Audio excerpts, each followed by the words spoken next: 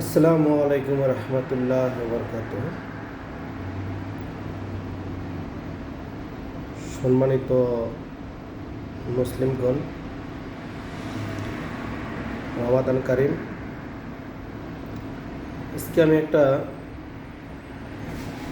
হলো আমার গবেষণা আর কি, অন্য কেন এটা আমার গবেষণা থেকে আমি বলতেছি যে ফেতরাতুল জাকাত,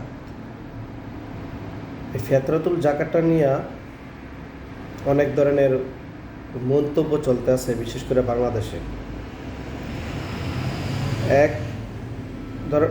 কিছু আলেম বলতে আছে যে টাকা দিলেও চলবে, আবার কিছু আলেম বলতে আছে না, খাদ্য দিতে হবে।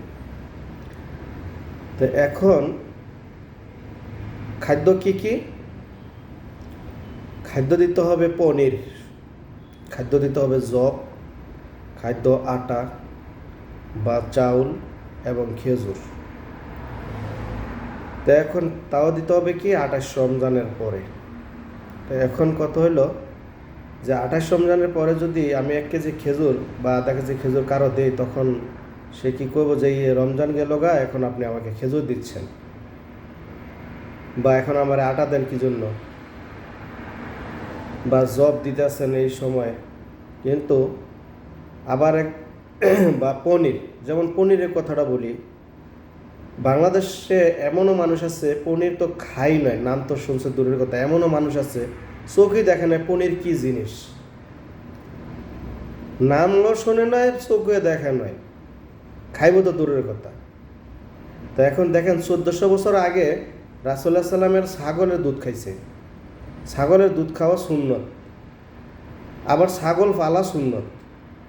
এখন বাংলাদেশের প্রেক্ষাপটে ছাগলের দুধ তো খাই না, আবার ছাগল যদি কোনো ব্যক্তি পালে তাহলে গালাগালি করে বা ছাগল ফালে পাগল, তাইলে আমি কটাক্ষ করতেছি না, আমি যেটা রাইট এটা বলতেছি। রাসূলুল্লাহ সাল্লামের কিছু সুন্নত আছে, এটি আমরা পালন করি না। বিশেষ করে যেমন রাসূলুল্লাহ সাল্লামের সুন্নত আছে হলো মেসওয়াক পকেটে রাখা, তারপরে পারফিউম, তাসবি, তারপরে আপনার কি চিরুনি, এগুলো কিছু জিনিস আছে সে সবসময় সাথে রাখতো। তো এখন আমরা রাসূলুল্লাহ সাল্লামের সুন্নত বলতে যেগুলো নর্মাল সুন্নত, এগুলো তো অনেকটা পালনই করি না। তারপরে একটা মুসলমানের সাথে একটা মুসলমানের কে দেখে মুসাফা করা বা ভালো মন্দ যা বলা, যে ভাই কেমন আছেন, ভালো আছে, আপনার ফ্যামিলিটা কি ঠিক মতন চলে কি না, আপনি ভালো আছেন কি না। সুন্নত অনেক কিছু আছে ভালোবাসা নিয়ে। রাসূলুল্লাহ সাল্লাম তো মানুষের সাথে ভালোবাসা নিয়ে কথা বলতো। তো তৎকালীন আমলে রাসূলুল্লাহ সাল্লামে কী করছে, ছাগলের দুধ খাইছে। এখন কি কোনো একজন আলেমই কি ছাগলের দুধ খায়? যে আমি রাসূলুল্লাহ সাল্লামে ছাগলের দুধ খাইছে, এখন আমি ছাগলের দুধ খামো, গরুর দুধ খামো না, এখন কয় আমি উটের দুধ খামো। বাংলাদেশে তো উট নাই, তারপরে উটের দুধ দামি, যেহেতু এটা উটের দুধ শক্তি, এটা আমি উটের দুধ খাবো, সে সেটাই ফলো করে। কিন্তু এটা করে যে রাসূলুল্লাহ সাল্লামে উটের দুধও খাইছে, ছাগলের দুধও খাইছে, আমি ছাগলের, যেহেতু উট নাই তো আমি ছাগলের দুধ খাবো। তো রাসূলুল্লাহ সাল্লামে ছাগলের দুধ খাইছে, তো এখন কোনো আলেম কয়নি যে আমার ছাগলের দুধ দিলে আমার ছাগলের দুধ আছে কি, বাজারে গিয়া খোঁজে না। আমার কথা রইলো, মূল কথা যেটা, এটা আমি যাব। তো এখন কত হইলো, আমার আলেমদের কাছেও প্রশ্ন, সাধারণ মানুষের কাছেও প্রশ্ন। 1400 বছর আগে রাসূলুল্লাহ সাল্লামের যে মাসলা, ওই মাসালা আপনার এখন দিলে কি হবে?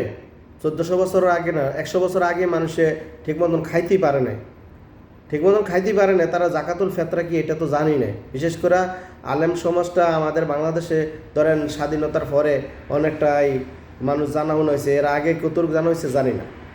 ঠিক আছে, স্বাধীনতার পরে আস্তে আস্তে আস্তে আস্তে আমাদের বাংলাদেশে এখন, বিশেষ করে এখন ইন্টারনেটের কারণে মানুষ অনেকটা আগে বাইরে গেছে, ঠিক না?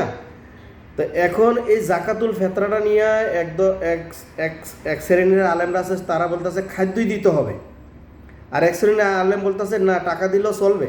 তো টাকা দিলে চললে ঠিক আছে, তাইলে ওনারা বলতেছে খাদ্য দিতে হবে, আবার ওনারা বলতেছে না টাকা দিলে চলবে না। এখন আমরা কোন দিকে যাবো? সাধারণ জনগণ, আমরা সাধারণ জনগণ কোন দিকে? মানে খাদ্য দিলে তো ওই খাদ্য নিবে না 28শে রমজানে, বা নাও নিতে পারে, যে এটা তো তখন সে বুঝবে কি এটা তো জাকাতের খাদ্য, ফেতরার খাদ্য, আমি এটা নিব কেন? আমার খেজুর দিয়েছে, আমার খেজুর দেওয়ার দরকার না, রমজান মার গেছে, আমি কেন খেজুর, এমনও মনে করতে পারে। বা আমি কি আটা নিব নাকি?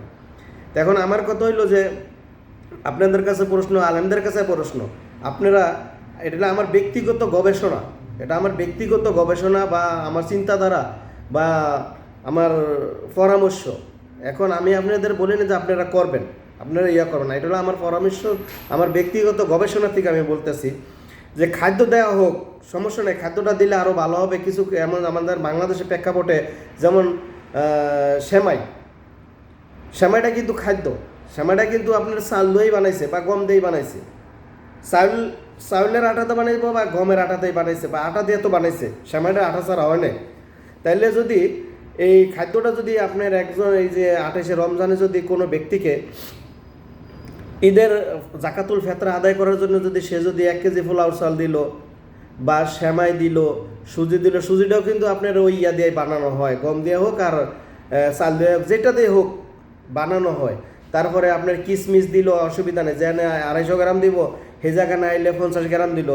এরপরে আপনার দেখা যাচ্ছে কি একটা দুধ দিল, তারপরে আপনার একটা ওই সেমাই সুজির এভরিথিং মিলায়া একটা মানে তেল দিল, মানে এভরিথিং মিলায় তেল দিয়ে দিল, এরকম এভরিথিং মিলায়া যদি একটা তার ঈদের বাজার ঈদের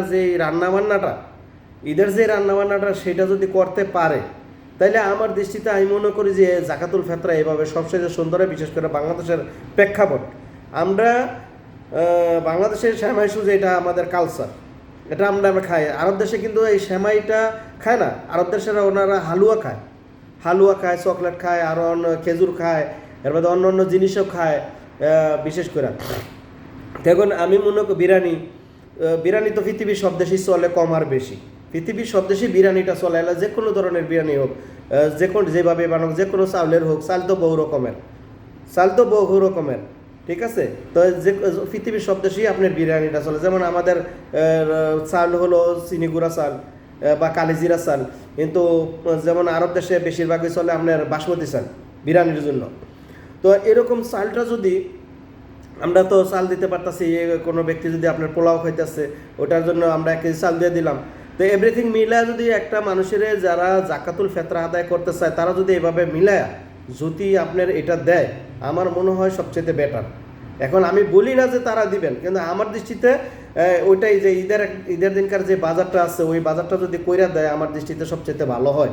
মানে এটা হলো আমার পরামর্শ। আমি কোনো হাদিস কোরআন নিয়ে না, কিন্তু আমি মনে করি একদল বলতে আছে কি খাদ্য দিতে দেবে, গম, জব, পনির বা খেজুর এগুলো দিয়ে, কিন্তু খাদ্যই কিন্তু দিতেছে, খাদ্যই কিন্তু দেওয়া হইতেছে, সেমাই দেখ, পোলাওর চাল দেখ, এবং অনেকে বলতেছে পোলাওর চালও দিতে, মানে চাউলও দেওয়া যাবে, কিন্তু খানার চাল যে দিতে হবে তা না। আমি তো ওটাও পোলাওটার চালটা তো খানার চাল, তো এখন যদি ওই চালটা যদি দেওয়া হয় আমার দৃষ্টিতে তো এটা ভালো।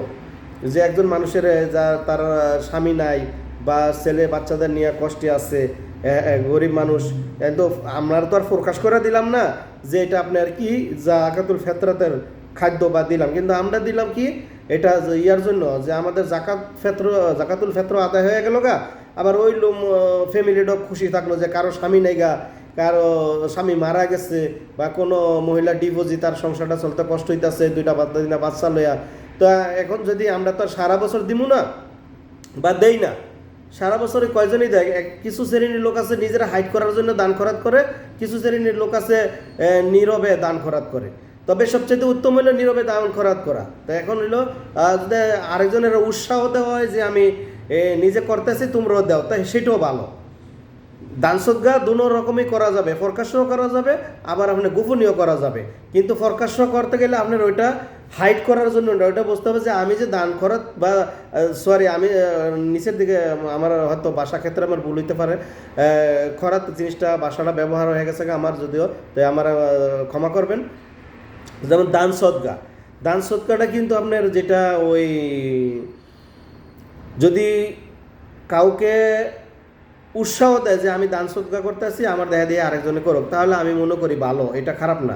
আর যদি নিজেরা হাইড করার জন্য দান সদকা করে তাহলে এটা আমি মনে করি গুণাগার এবং ভালো না, এটা খারাপ দৃষ্টিতে নিজের অহংকারী মনে হয়, কিন্তু আমার দৃষ্টিতে ওই জিনিসটা ভালো না। এর জন্য আমি বলতেছি যে যারাই যেটাই করেন, কিন্তু আল্লাহর রাজি খুশি করার জন্য আমাদের মুসলমানদের কাজগুলো হলো আল্লাহরে রাজি খুশি করার জন্য।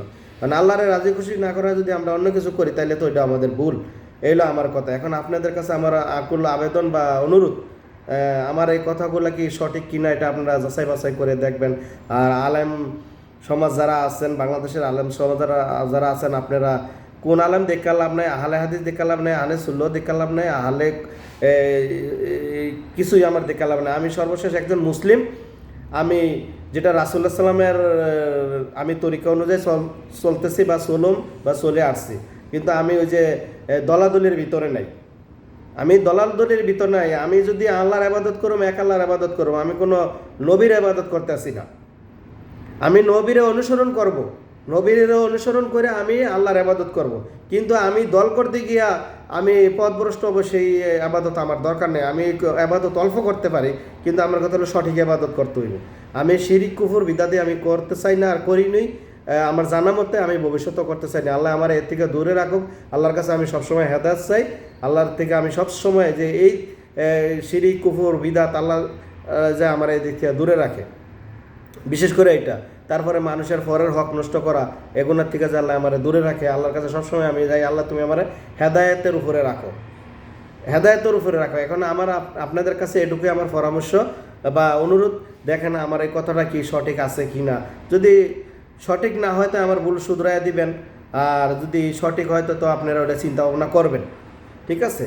যে এটা তো খাদ্যই, জাকাতুল ফিতর আদায় করা যায় মানুষের ঈদের যে বাজারটা আছে, সেমাই, সুজি, চিনি এবার দুধ, এগুলো দিয়ে একসাথে একটা ঈদের একটা বাজার করে দিলেন, তো আমার মনে হয় ওই জিনিসটাই বেটার হবে আমার দৃষ্টিতে।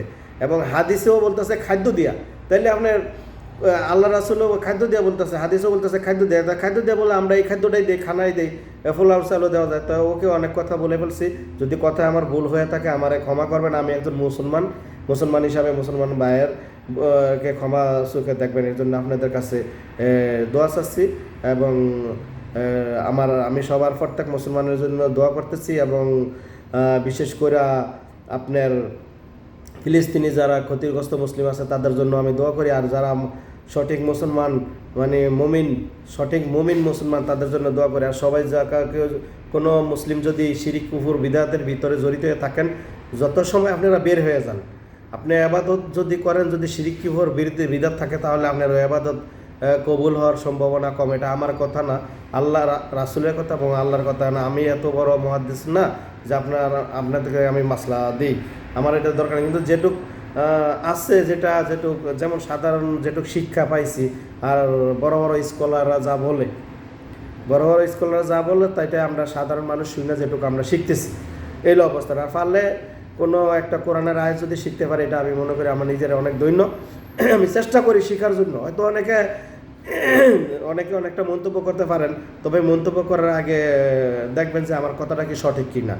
আমি মুফতি না হইলে আমি একজন মুফতি যদি একটা কথা ভুল বলে, তাইলে সে মুফতি হয়ে যদি ভুল বলতে পারে, আর আমি একজন সাধারণ মানুষ হয়ে তো ভুল বলতেই পারি। একজন মুফতি, বিশেষ একজন ইসলামিক স্কলাররা তারা যদি ভুল করে থাকে, তাহলে আমিও তো ভুল করতে পারি। আমি তো মুফতি না, বড় স্কলার না। তা আমার দৃষ্টিতে যেটা আমি যেটুকু জানি, আমি কোরআনের অনুযায়ী, কোরআনের যতটুকু আমি আয়াত পড়ে থাকি না কেন, কিন্তু অন্তত ওই দৃষ্টিতে, যেমন আল্লাহ বলছে তোমরা শিরিক করো না, কুফরি করো না, ঠিক আছে। শিরিক করো না, কুফরি করো না, এক আল্লাহর তোমরা মুশরিক হইও না, ঠিক আছে, কুফরি করো না। তো এখন আল্লাহ মুশরিকদের তো ডাইরেক্ট জাহান্নামে ফাটায় দিব। কুফরি যারা করে এদের জাহান্নামে, এবার শিরিক যারা করে এদের জাহান্নাম। তো এর জন্য আমি এটুকু মনে করি, মৃত্যুর আগে আপনারা কে কখন মৃত্যু হবে জানি না, আমিও মৃত্যুবরণ করবো কখন জানি না, ঠিক আছে, একমাত্র আল্লাহ জানে, আল্লাহ মালুম। তো এর জন্য আমি বলতেছি যে আপনারা সবসময় রাত্রে ঘুমানোর আগে অন্তত একটু তোবা করে শুনে, আল্লাহ তুমি আমার হেদায়েত নসিব করো।